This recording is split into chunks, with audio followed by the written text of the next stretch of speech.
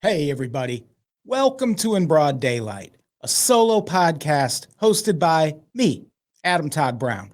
I promise this is not a podcast exclusively about Donald Trump, but we are talking about Trump again this week because obviously there have been some major earth-shaking developments around Trump and the Trump campaign over the last few days that need to be addressed. And I am talking, of course, about the classified documents case getting dismissed, just like people suspected it would when the Supreme Court ruled that United States presidents are kings now, or queens. And oh yeah, also Trump got shot a little. That's terrifying for about 1,000 different reasons, some of which we'll talk about on this week's episode of Conspiracy the Show, available this Friday everywhere podcasts are at. I'm also going to talk about it today, specifically about an unexpected way history tells us this could all go from here. But first, can we sidebar about the vice president pick? J.D. Vance, to me, is an absolutely insane choice. At least make your QAnon adjacent pick a woman and shake things up a little. But hey, sure, I guess a guy you publicly humiliated at his own campaign event once makes perfect sense too.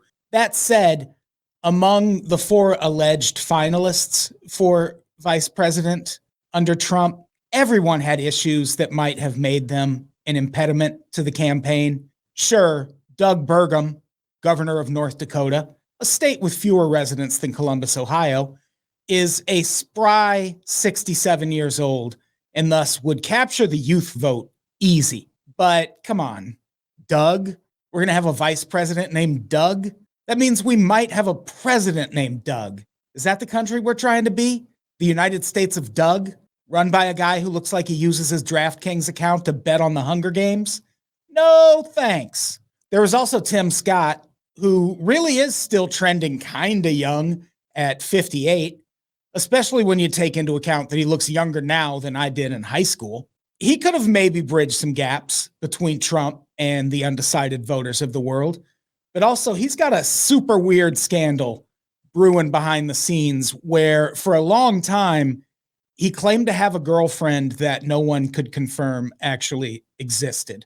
He eventually brought her out after a Republican debate and proposed to her for all of the skeptical world to see, and people still kind of think it was all kayfabe. There's a good chance Team Trump didn't want to answer a ton of questions about that situation on what's left of the campaign trail. And speaking of that, real quick, if it seems like I've resigned myself to the idea that Trump is going to win in November, it's just because since what happened in Butler, Pennsylvania, Democrats reportedly have too. That's according to a secret top-level Democrat speaking to Axios, at least. So, hey, that sucks.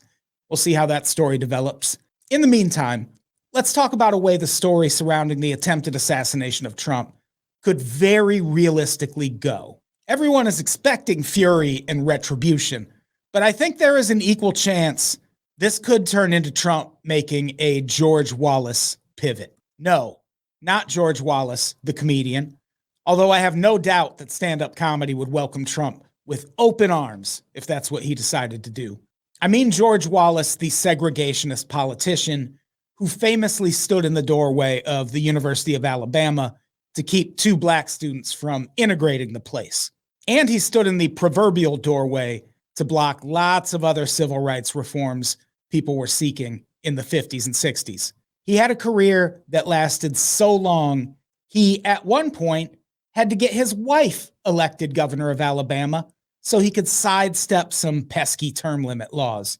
He also ran for president a bunch, and he was a disgusting racist almost the entire time. Things took a turn in 1972 when, once again, campaigning for president on a platform that mostly amounted to black people bad, white people good, he, say it with me, got shot. And not grazed in the ear shot. Not that there's a chill way to get shot. Gotta be a harrowing thing no matter what. But George Wallace was paralyzed from the waist down and plagued by chronic pain for the rest of his days. That put his presidential hopes to rest for the most part, and also gave him a lot of time to think about what got him shot. He eventually recuperated enough to return to state politics, and when he did, things were different. Starting in 1979, notorious racist George Wallace disavowed his racist past and started seeking the forgiveness of Alabama's black voters and promised jobs and reforms if he was elected. And it worked. He won 60% of the vote overall and 90% of the black vote. And to his credit, he did deliver on a lot of his promises, to the extent that a guy who stood in death's doorway the entire rest of his life was able to, while still being surrounded by staunch racists who had not been shot and thus never stopped being racist. Still, he tried, and he never stopped apologizing, and some people accepted that apology, like civil rights icon John Lewis, for example, but after Wallace died. Some people did not accept that apology at all, which is completely understandable.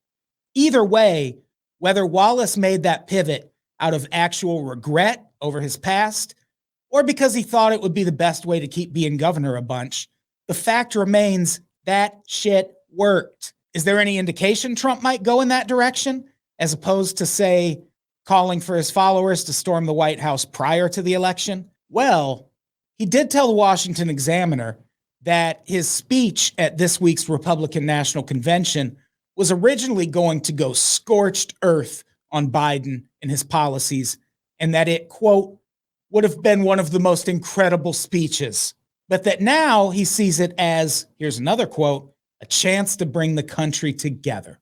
He also told the New York Post that it was a very surreal experience and, quote, I'm not supposed to be here. I'm supposed to be dead, end quote. He and lots of his fellow Republicans have also been throwing around the word miracle a bunch and talking about God having intervened on Trump's behalf. Remember, evangelical Christians literally believe that God selected Trump to be president. And now they just watched God's chosen candidate very narrowly avoid assassination because he happened to be looking at a billboard full of immigration statistics at the exact right moment. What would you think if you were one of them? A big component of George Wallace's change of course late in his career was becoming a born-again Christian. You think Trump is above doing that if it means he gets to own the country forevermore?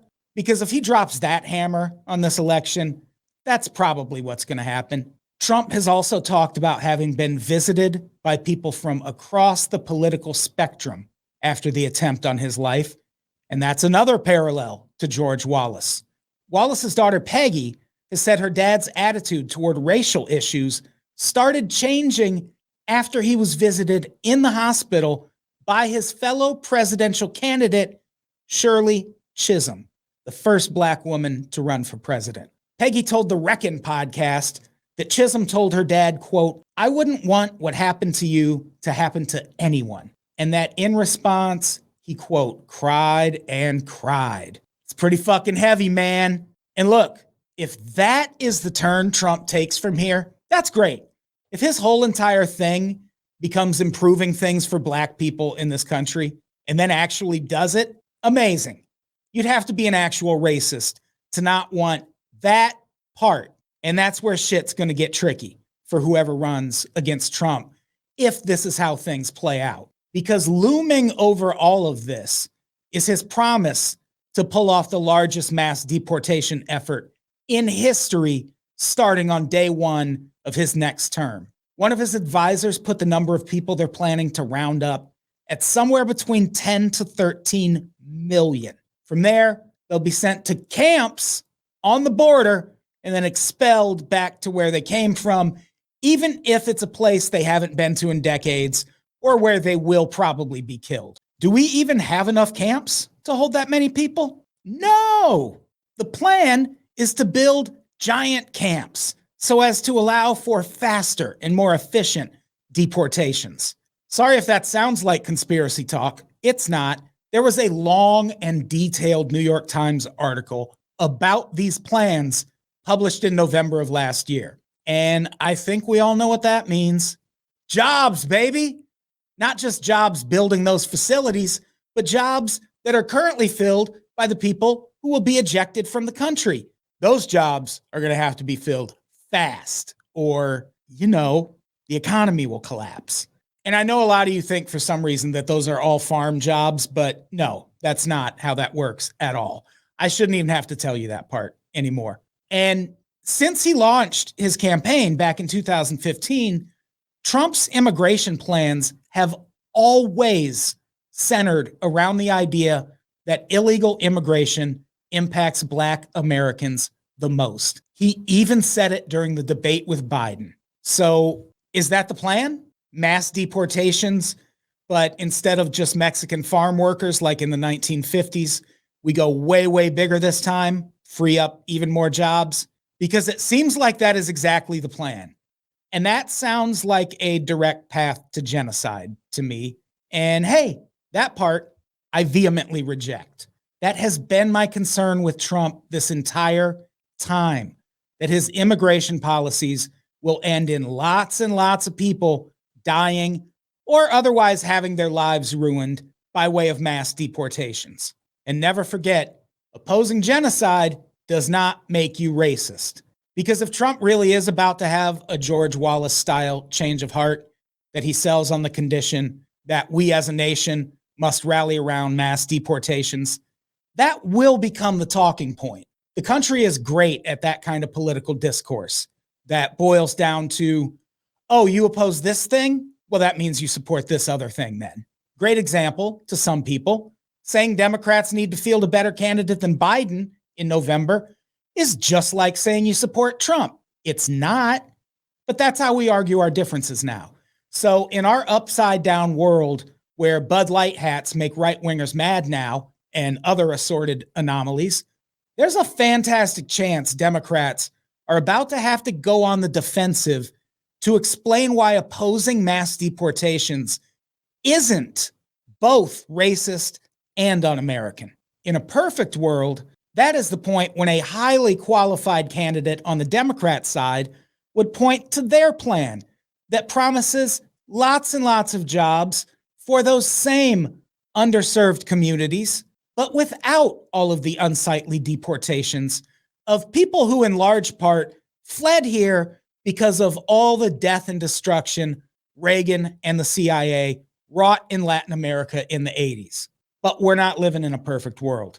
We're living in a world where Democrats are trying to decide if mounting a legitimate challenge to Trump in November is worth the risk of making Joe Biden sad by somehow forcing him out of office for the greater good.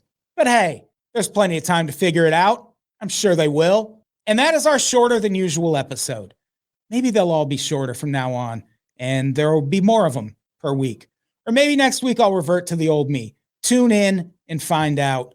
Thanks. I fucking love you.